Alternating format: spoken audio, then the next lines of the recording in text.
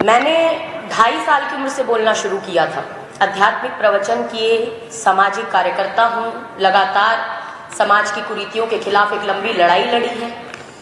Congress party की सबसे कम उम्र की स्टार प्रचारक भी रही।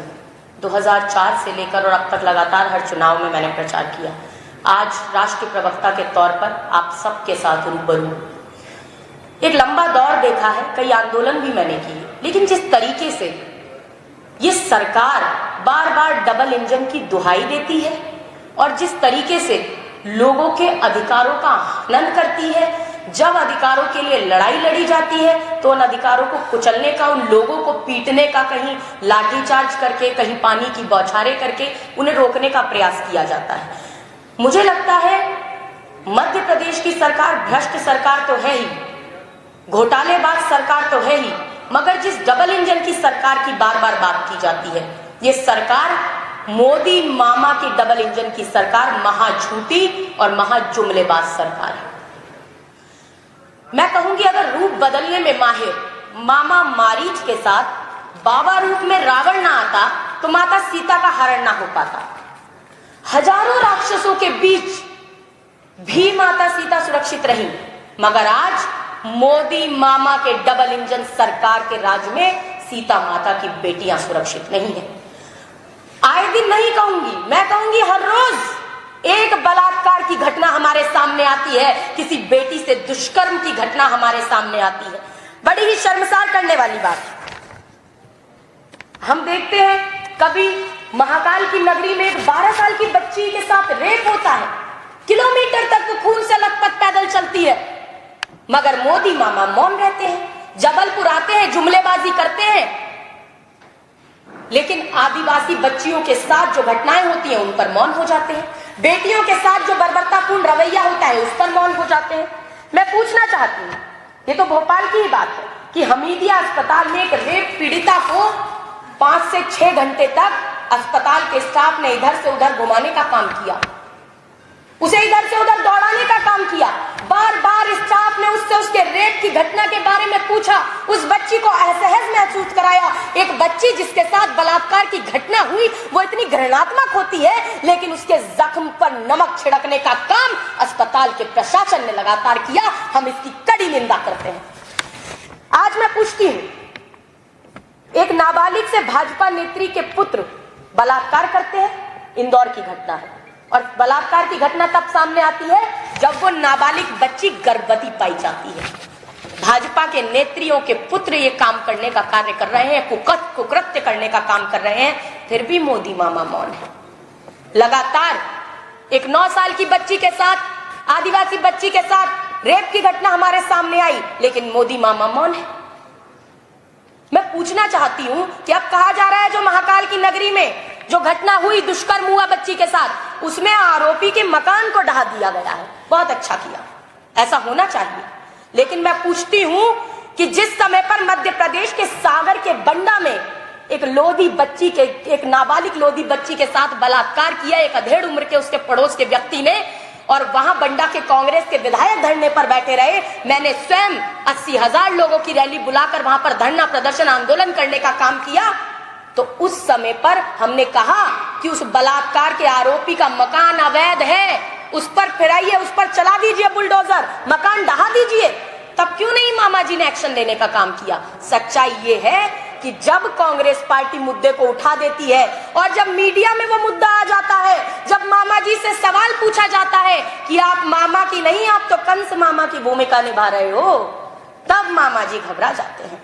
तब मामा जी कहते हैं मकान ढहा देंगे, लेकिन बंडा में मकान नहीं ढहाया जाता। छतरपुर में घटना होती है तब मकान नहीं ढहाया जाता। आखिर क्यों?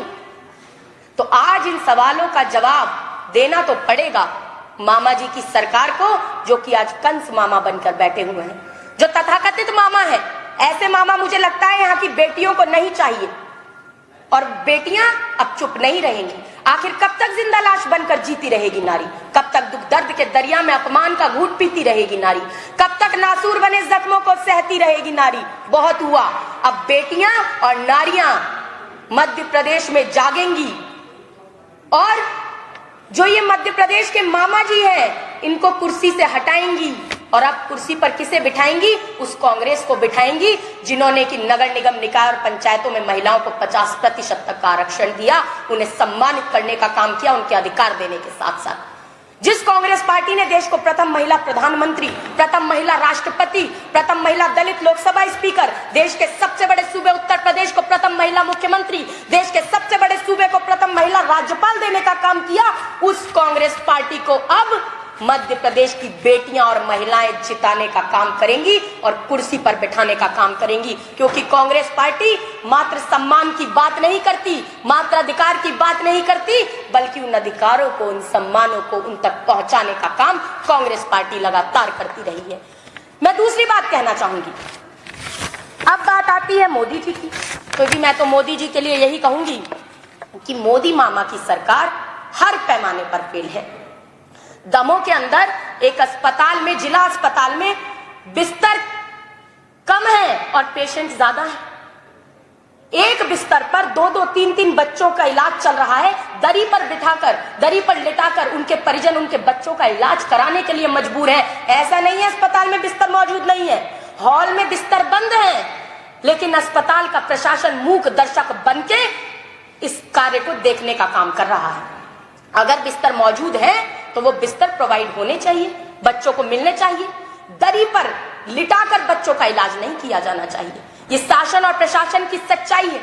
एक तरफ शिक्षकों की पदोन्नति की बात की गई तो 10 साल बाद पदोन्नति हुई है की बात आई है सामने, लेकिन उसमें भी शिक्षकों की पदोन्नति के लिए जब शिक्षक जाते हैं तो क्या पाते हैं कि पोर्टल पर पद रिक्त नहीं दिखाए जा रहे हैं, लेकिन जो हकीकत है, हकीकत में पद रिक्त है। कुछ लोग सेवानिवृत्त हो गए हैं, लेकिन फिर भी जब आप पोर्टल खोलेंगे तो वहां पद भरा हुआ दिखाई दे रहा है। इसीलिए आज शिक्षक भी नाराज है, निराश है। ये भी सच्चाई है। आज हम बात करते हैं, मोदी जी बड़े बड़े जुमले देने का काम करते हैं। पहले कहते थे बहुत हुई महंगाई की मार, अब की बार लाए इनकी सरकार। मैं कहती हूं या तो आदरणीय मोदी जी की 95% स्मरण शक्ति कमजोर हो गई है, या फिर आदरणीय मोदी जी की 95% झूठ बोलने की शक्ति जागृत हो गई है और इसीलिए इतने महाझूठ बोलते हैं। अभी कह रहे थे तेलंगाना में भाषण देते हुए कि मैं जिसके पास भी बैठ जाता हूं भ्रष्टाचारी के, वो भ्रष्टाचारी मेरा ताप बर्दाश्त नहीं कर सकता।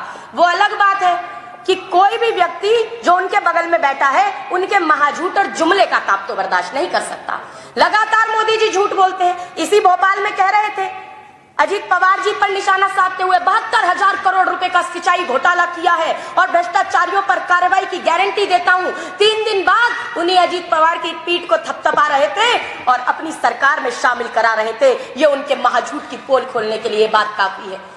मेघालय के अंदर संगमा जी जो मुख्यमंत्री हैं, उनकी सरकार को लगातार भ्रष्ट बताया। पूरे चुनाव में हर रैली में जा जाके भ्रष्ट बताया, महाभ्रष्ट कह दिया, देश की सबसे बड़ी भ्रष्ट सरकार कह दिया। और जब चुनाव संपन्न हुआ तो उसके बाद उसी सरकार के साथ में जाकर गठबंधन करने का काम किया, समर्थन दिया भाजपा ने। और अमित शाह जी भी शपथ ग्रहण में गए थे, मोदी जी भी शपथ ग्रहण में गए थे और तब अपने ही एक विधायक को उसी भ्रष्ट तथाकथित भ्रष्ट सरकार में मंत्री बनाने का काम किया। तो ये महाझूठ की पोल खोलने के लिए काफी है। तो मैं भाजपा वालों को एक सलाह देती हूँ कि आदरणीय भाजपा वालों, एक स्मरण शक्ति तेज करने की ब्रह्मी बूटी आती है, तो जरा स्मरण शक्ति तेज करने की ब्रह्मी बूटी घोंट घोंट कर मोदी जी को पिलाओ। और अगर आप सच में महिला और ओबीसी हितैषी हो तो 73 साल के वयोवृद्ध मोदी जी को जरा भाजपा के मार्गदर्शक मंडल में अब शामिल कराओ और एक महिला पिछड़े वर्ग की कद्दावर नेता उमा भारती जी को 2024 के लोकसभा चुनाव में प्रधानमंत्री का दावेदार तो बनाकर दिखाओ। लेकिन भाजपा अपने आप को ओबीसी का हितैषी बताती है, मोदी जी अपने आप को पिछड़े वर्ग का बताते हैं, लेकिन पिछड़े वर्ग के लोकतांत्रिक अधिकारों की लड़ाई नहीं लड़ पाते हैं। मोदी जी जन्मजात ओबीसी नहीं है। मोदी जी गुजरात के मुख्यमंत्री थे, उस समय उन्होंने अपनी अगड़ी जाति को पिछड़े वर्ग की सूची में शामिल कराया। अगर मोदी जी जन्मजात ओबीसी होते तो एक ओबीसी मुख्यमंत्री नीतीश कुमार जी के डीएनए पर प्रश्न नहीं उठाते। अगर मोदी जी ओबीसी होते तो ओबीसी की जातिगत जनगणना कराने से नहीं कतराते। अगर मोदी जी ओबीसी होते तो 2011 में कांग्रेस की तत्कालीन सरकार द्वारा कराई गई जातिगत जनगणना के आंकड़ों को सार्वजनिक कराते। अगर मोदी जी जन्मजात ओबीसी होते और ओबीसी के अधिकारों की लड़ाई लड़ने के लिए सक्षम होते और अंदर से हितैषी होते तो बिल्कुल वो 49.5 का जो आरक्षण पर कैप लगा है, पूर्ण बहुमत की सरकार में उस कैप को हटाकर मोदी सरकार ओबीसी को उनके अधिकार दिलाने का काम कराती। लेकिन मोदी जी ओबीसी का सिर्फ नाम लेते हैं, ओबीसी हितैषी नहीं है। अगर ओबीसी हितैषी भाजपा होती तो माननीय उमा भारती जी पूरे 5 साल तक मध्य प्रदेश की मुख्यमंत्री रही होती। अगर भाजपा ओबीसी हितैषी होती तो माननीय कल्याण सिंह जी पूरे 5 साल तक उत्तर प्रदेश के मुख्यमंत्री रहे होते। अगर भाजपा ओबीसी हितैषी होती तो राम मंदिर ट्रस्ट में कई ओबीसी समाज के लोगों को ट्रस्टी और सदस्य बनाया जाता। लेकिन उमा भारती जी, विनय कटियार जी, साध्वी रितंबरा जी, कोई भी राम मंदिर के ट्रस्ट में आज मौजूद नहीं है। क्या कारण है? कारण स्पष्ट है कि अपने आप को ओबीसी का बताएंगे, वोटों के लिए राजनीति कराएंगे, ओबीसी एससी एसटी की भावनाओं को भड़काएंगे और वोट लेने के बाद ओबीसी एससी एसटी को भूल जाएंगे। यही भाजपा की रणनीति है। लेकिन मैं एक बार फिर दोहराती हूँ, मैं कांग्रेस की राष्ट्रीय प्रवक्ता तो हूं ही, मैं भारतीय ओबीसी महासभा की राष्ट्रीय संयोजक भी हूँ, मुख्य संयोजक भी हूँ, और उसके नाते कहती हूँ कि अब ओबीसी जागेंगे और ऐसे भाजपा के विभीषणों और जयचंदों को त्यागेंगे। ये विभीषण और जयचंद कौन है? ये वही लोग हैं जो भाजपा में सांसद और